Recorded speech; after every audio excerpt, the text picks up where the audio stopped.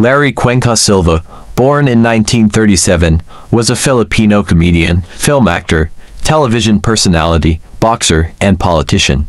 He started as an amateur boxer and became a member of the Manila City Council multiple times. In 1995, he was elected as a councilor in Manila's 3rd District, briefly serving as vice mayor under Lito Atienza, and being re-elected in 2001 until his death in 2004.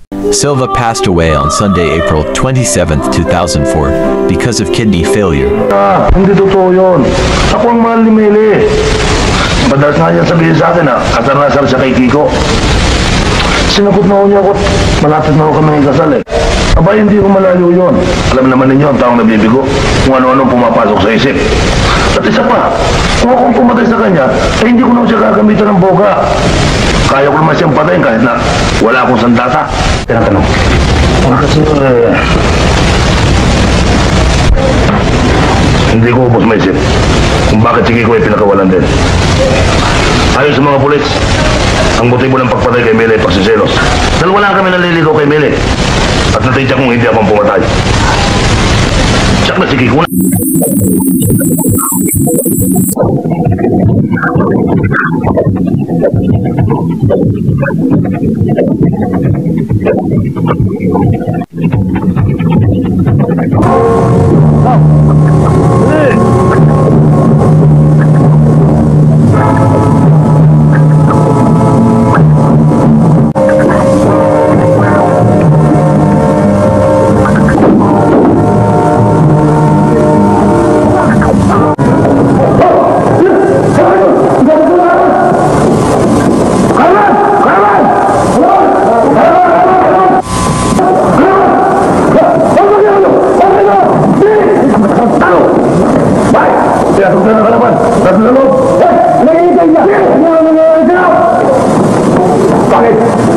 Sigawan tayo.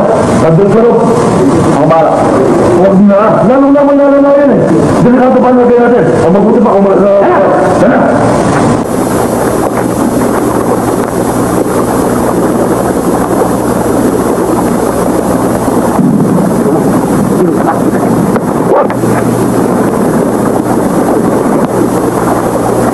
Sinasabi nila na kahit na siya isang bulag, ay kasintalan pa rin ang alamid ng kanyang mga mata. Katulad din ang kanyang mata. Titingnan ko ang talim ng kanyang taba. Ito.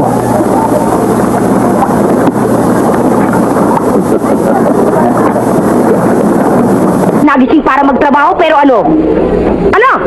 Ito, problemado pa rin tayo. Sino? Yan na nga ba sinasabi ko sa Kuya Enteng eh. Imposible tayong magtrabaho dahil... Ate Ani? Ano po? Hindi mo ba nakikita nag-uusap? Isa. Ako na lang mapasad. Mga basugatan ka pa eh. Si Panyang may kasama? Oo nga. Guwapo.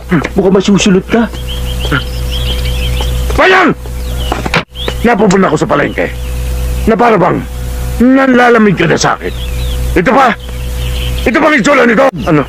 Lol! Mas may gay ako kaysa sa kanya! Hoy! Binabal... Bogart, tama na yun ah. Huwag mong bastusin ang bisita ko, pwede? Panyang! Ibinagtanggol mo ba siya? Ano po, boy? Sisingilin mo ba ako?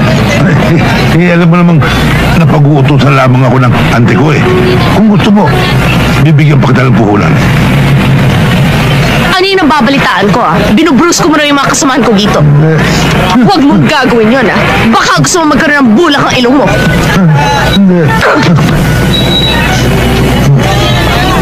Sarah, Ano yun? pwede bang makadalaw mamaya? Bakit? May patay ba sa amin? Ang ibig ko sabihin eh, pwede ba makita ng ligaw?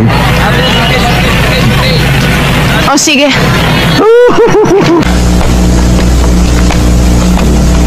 Ano? Okay, pwede na sa akin to. Anong pwede na sa'yo? Bakit? Magugutuhan ka ba nito? Ikaw talaga kahit kailan kontrabida ka sa buhay ko. Eto, tandaan mo ha. Kapag kami nakasal niyan, hindi ka imbitado. Ang ibig sabihin nun, hindi ka makakain ng lechon. Manggoryo, yung barahan nyo nahulog oh. Sa paan nyo, inapakan nyo. Yun oh. Kaya pala kami natatalo eh. Mandalaya ka eh. Ano ba talaga? Wala po kayong maglimaw sa pobre po.